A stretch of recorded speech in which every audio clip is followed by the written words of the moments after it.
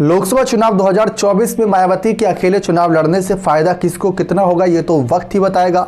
लेकिन फिलहाल मायावती ने ऐसी बातें भी कही थी प्रेस कॉन्फ्रेंस के दौरान अपने जन्मदिन के दिन कि उन्होंने इशारा दिया था कि वे गठबंधन का साथ दे सकती हैं। अगर चुनाव से पहले नहीं देंगी तो चुनाव के बाद जरूर दे सकती हैं। यानी कि विपक्ष को एक उम्मीद नहीं खोनी चाहिए। लेकिन क्या चुनाव के बाद उनका गठबंधन का फैसला बदलना, क्या माहौल बदलेगा? सवाल ये बनता है।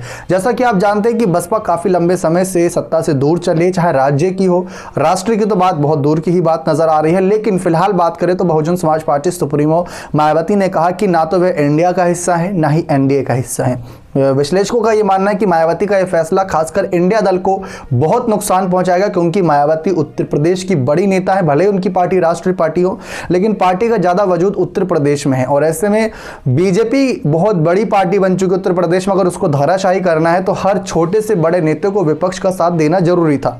लेकिन यह बात मायावती ने साफ कर दी। इससे कांग्रेस, सपा, आरएलडी सबको नुकसान हुआ। भले ही समाजवादी पार्टी ये बात ना कबूले, लेकिन उनको भी नुकसान होगा कहीं ना कहीं।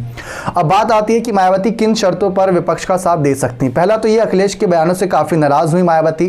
कह सकते हैं कि वो एक तरीके से बहाना मिल गया, क्योंकि मायावती पहले से कह रहे थे कि वो अकेले चुनाव लड़ना चाहती हैं। लेकिन अखिलेश की बयानबाजी के बाद उनको एक माहौल बन गया, जिसकी वजह से वह और ज्यादा कह सकती हैं कि इस वजह से वे इंडिया दल का हिस्सा नहीं बन रही। लेकिन कांग्रेस के नेता लगातार संदेश भेज रहे हैं, बातचीत कर रहे हैं कि इंडिया दल में वह आ जाए। मायावती ने साफ कहा कि चुनाव से पहले तो वह किसी के साथ गठबंधन नहीं करेंगी। उनको उम्मीद है कि इस बार ईमानदारी और निष्पक्ष तरीके से चुनाव होंगे, और अगर ऐसा हुआ तो साल 2007 वाले नतीजों को बसपा दोहरा सकती है। ये राज्य का चुनाव नहीं, राष्ट्रीय चुनाव है, लेकिन लोकसभा सीटों पर दोहरा सकती है। जैसे 2009 और 2004 में अच्छा खासा बसपा को सीटें मिलती थी, तो वह एक उम्मीद जताई। उन्होंने कहा कि अगर ऐसी हालत में उनको लगता है कि किसी को गठबंधन में सहायता देनी होगी या गठबंधन करना होगा तो वह करेंगी।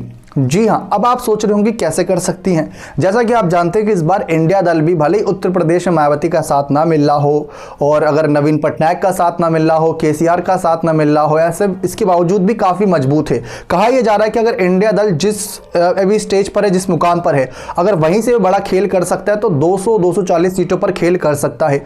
और अगर एनडीए दल की बात करें तो एनडीए दल भी कहीं ना कहीं इतनी ही सीटों पर खेल करता है, तो बहुमत का आंकड़ा फिर फंस जाएगा बीच में। फिर ऐसे में उन पार्टियों की तरफ भागा जाएगा जो पार्टियां किसी भी दल का हिस्सा नहीं है, चाहे केसीआर हो, चाहे नवीन पटनायक हो, चाहे मायावती हो, चाहे ओवैसी हो, इन सब की सहायता लेने की कोशिश की जाएगी। अब मायावती को करना इतना है सिर्फ कि उत्तर प्रदेश से 10-15 सीटें निकाल के रखनी होंगी। कम से कम इतनी सीटों पर जीतना जरूरी है।